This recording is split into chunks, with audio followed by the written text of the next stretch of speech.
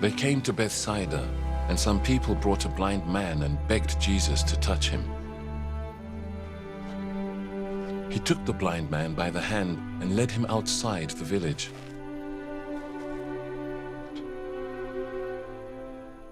When he had spit on the man's eyes and put his hands on him, Jesus asked, "Do you see anything?"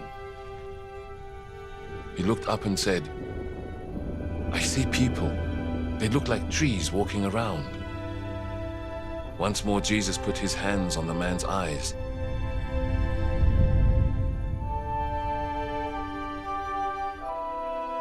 Then his eyes were opened, his sight was restored, and he saw everything clearly.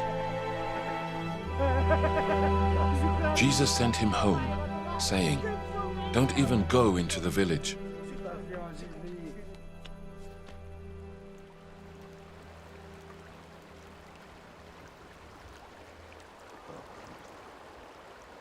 Jesus and his disciples went on to the villages around Caesarea Philippi. On the way, he asked them, "Who do people say I am?" They replied, "Some say John the Baptist, others say Elijah, and still others, one of the prophets." "But what about you?" he asked. "Who do you say I am?" Peter answered, "You are the Messiah." Jesus warned them not to tell anyone about him.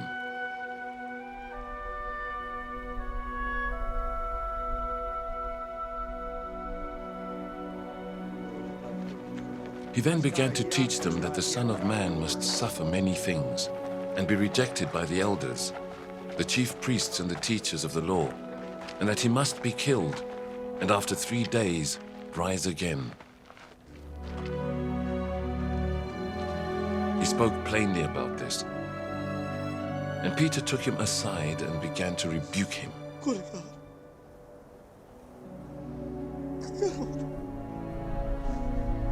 But when Jesus turned and looked at his disciples, he rebuked Peter. "Get behind me, Satan," he said.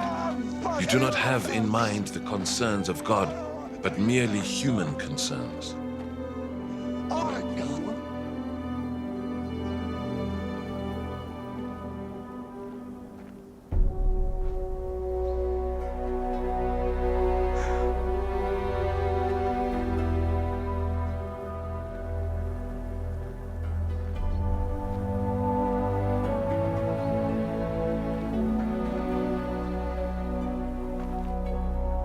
Then he called the crowd to him along with his disciples and said, "Whoever wants to be my disciple must deny themselves and take up their cross and follow me.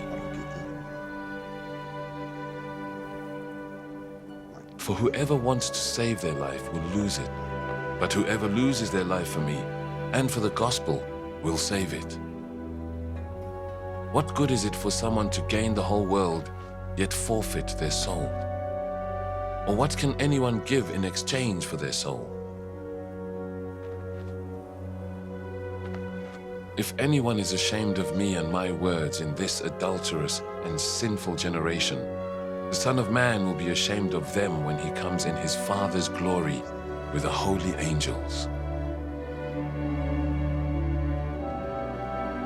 And he said to them, "Truly I tell you, some who are standing here will not taste death before they see that the kingdom of God has come with power."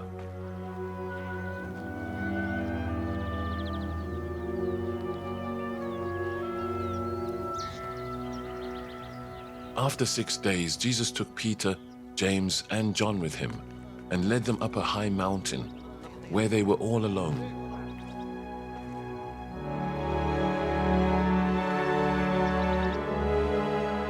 There he was transfigured before them.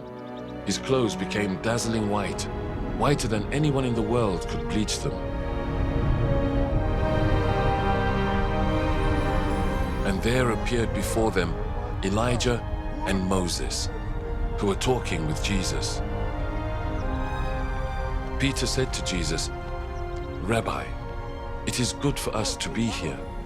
Let us put up 3 shelters, one for you, one for Moses, and one for Elijah."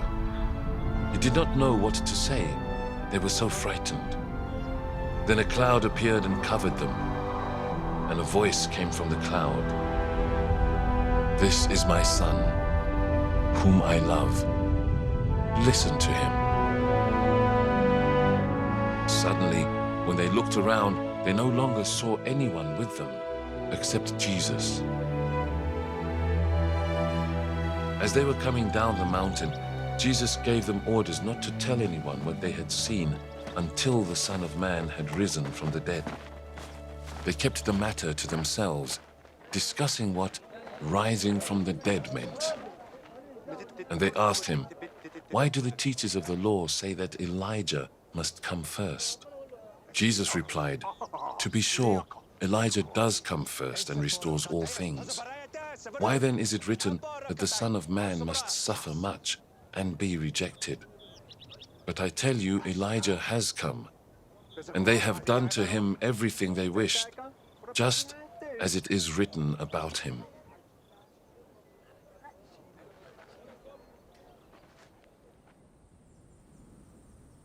When they came to the other disciples, they saw a large crowd around them, and the teachers of the law arguing with them. As soon as all the people saw Jesus, they were overwhelmed with wonder and ran to greet him. "What are you arguing with them about?" he asked. A man in the crowd answered, "Teacher, I brought you my son who is possessed by a spirit that has robbed him of speech. Whenever it seizes him, it throws him to the ground. He foams at the mouth, gnashes his teeth and becomes rigid. I asked your disciples to drive out the spirit, but they could not." "You unbelieving generation," Jesus replied. "How long shall I stay with you? How long shall I put up with you? Bring the boy to me." So they brought him. When the spirit saw Jesus, it immediately threw the boy into a convulsion. He fell to the ground and rolled around, foaming at the mouth. Jesus asked the boy's father, "How long has he been like this?" "From childhood," he answered. "It has often thrown him into fire or water to kill him. But if you can do anything, take pity on us and help us." "If you can," said Jesus. "Everything is possible for one who believes." Immediately the boy's father exclaimed, "I do believe. Help me overcome my unbelief." When Jesus saw that a crowd was running to the scene, he rebuked the impure spirit.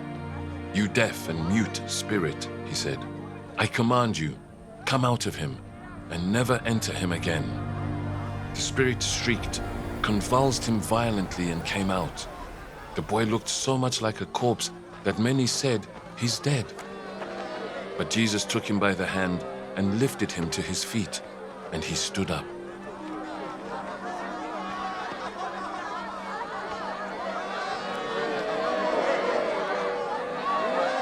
After Jesus had gone indoors, his disciples asked him privately, "Why couldn't we drive it out?"